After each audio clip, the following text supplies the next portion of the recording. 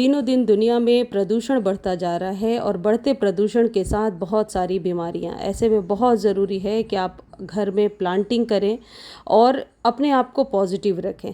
जो लोग पेड़ पौधे लगाते हैं उनकी मानसिकता बहुत ही ज़्यादा सकारात्मक होती है। आज के वीडियो में मैं कुछ ऐसे प्लांट्स बताने वाली हूँ जिन्हें आप अपने घर में ज़रूर लगाएं। यदि आप गार्डनिंग नहीं भी करते हैं तो इन पौधों को अपने घर में ज़रूर स्थान दीजिए। सबसे पहला पौधा है अपराजिता। अपराजिता के फूल सभी देवी देवताओं को चढ़ाए जाते हैं और खासकर शंकर भगवान को नीली अपराजिता मनोकामना को पूर्ण करने के लिए चढ़ाया जाता है। इसके 3 कलर आते हैं, वाइट, पिंक और नीला।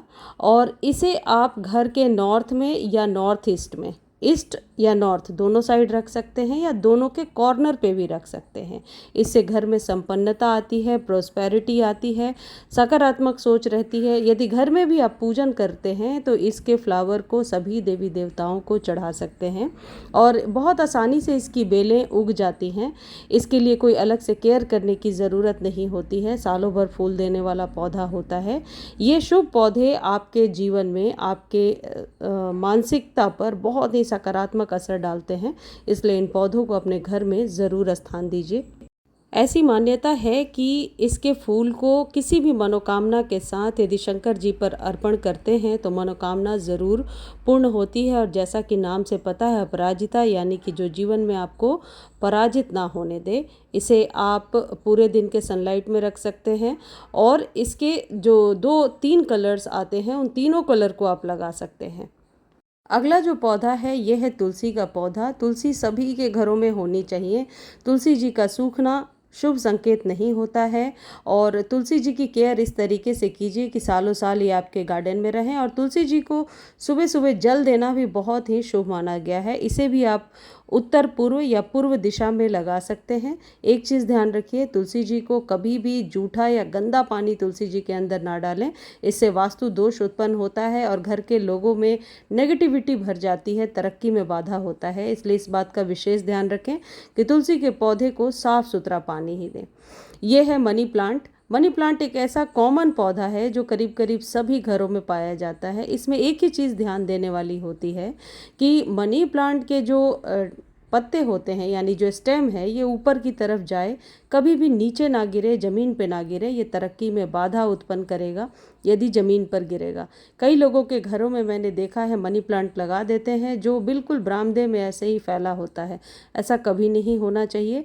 मनी प्लांट को हमेशा स्टेम से आप ऊपर बांध दीजिए या ट्रेलिस लगाइए या इस तरीके से आप स्टिक पर चढ़ा सकते हैं और मनी प्लांट छोटे बड़े कैसे भी कंटेनर में अच्छे से ग्रो हो जाता है। मनी प्लांट की बहुत सारी वैरायटी आती है। यदि आपके पास जगह कम है तो आप छोटे गमले में भी मनी प्लांट लगा सकते हैं। मनी प्लांट के पौधे में कभी भी जूठा या गंदा पानी ना डालें, इस बात का विशेष ध्यान रखें। और इन पौधों को नाइट्रोजन युक्त खाद ही देना होता है, ज़्यादा केयर की ज़रूरत नहीं है। घर में जो चाय पत्ती आप चाय बनाने के बाद जो आपकी बच जाती है उसे अच्छे से वॉश कर लीजिए। 15 दिनों पर 1 चम्मच इसमें डालिए। इससे आपका पौधा भी स्वस्थ रहेगा, पत्ते बड़े बड़े और चमकदार निकल करके आएंगे। अलग से कुछ केयर करने की ज़रूरत नहीं पड़ेगी। अगला जो पौधा है शमी का पौधा है। इसमें फ्लावरिंग भी होती है, पिंक कलर के फूल आते हैं इसमें, लेकिन उसके लिए पौधे का पुराना होना ज़रूरी है। ये न्यू प्लांट है। शमी के पौधे को जल देने से शनिवार के दिन शनि की 7.5 से भी राहत मिलती है। और शमी का जो पौधा है इसमें आप नीचे जड़ों में दिया जला सकते हैं शाम के समय। यह है सदाबहार। सदाबहार एक ऐसा पौधा है जो सालों भर फ्लावरिंग करता है। ये देसी सदाबहार है, हाइब्रिड नहीं है। इसमें एक उजले रंग की भी वैरायटी होती है, उजला और पिंक। और ये सभी देवी देवताओं को आप चढ़ा सकते हैं। कोई भी ऐसा नहीं है कि इन भगवान को चढ़ाना और इन भगवान को नहीं। यदि घर में आप पूजन करते हैं तो निश्चित तौर पर इसे आप घर में लगाएं। यह है मोरपंखी का पौधा। इसे विद्या का पौधा भी कहते हैं। और मोरपंखी के पौधे को घर में जोड़े में लगाना चाहिए। इससे कंसंट्रेशन पावर बढ़ता है, यानी बच्चे पढ़ाई में मन लगाते हैं। बच्चों के टेबल पे भी आप रख सकते हैं। यह है पान का पौधा। इस सावन ये पौधा आप ज़रूर लगाइए। हर शुभ और मांगलिक कार्य में हमारे यहाँ पान के पौधे की ज़रूरत होती है, पान के पत्ते की ज़रूरत होती है। इसके पौधे को बहुत आसानी से आप छोटे गमले में भी लगा सकते हैं, धूप की ज़रूरत भी नहीं होती है। यह है एलोवेरा। एलोवेरा के औषधीय गुण भी बहुत ज़्यादा हैं और एलोवेरा लक्ष्मी का प्रतीक होता है, इसलिए एलोवेरा के पौधे को अपने घर में ज़रूर स्थान दीजिए। और ये नीचे से पल्प्स निकालता है और आसानी से ग्रो हो जाता है। एक छोटी सी यदि आप एलोवेरा कहीं से लेकर आते हैं, कटिंग से ग्रो करना थोड़ा मुश्किल होता है, जड़ों के पास से यदि आप निकाल कर छोटी सी पल्प्स भी लाते हैं और मिट्टी में दबा देते हैं तो 15 से 20 दिन लगेंगे, जड़ें फैल जाएंगी और नई पल्प्स वहाँ से निकलने लगेगी। एलोवेरा के जूस को आप बालों में लगा सकते हैं, आप फेस पर लगा सकते हैं, यानी ये औषधीय पौधा होने के साथ साथ बहुत ही गुणकारी पौधा है, आपके घर में ज़रूर होना चाहिए। यह है बेल का पौधा। बेल के पौधे से तो आप सब परिचित हैं, ये सावन में भी हम शंकर जी को चढ़ाते हैं, वैसे भी चढ़ाते हैं।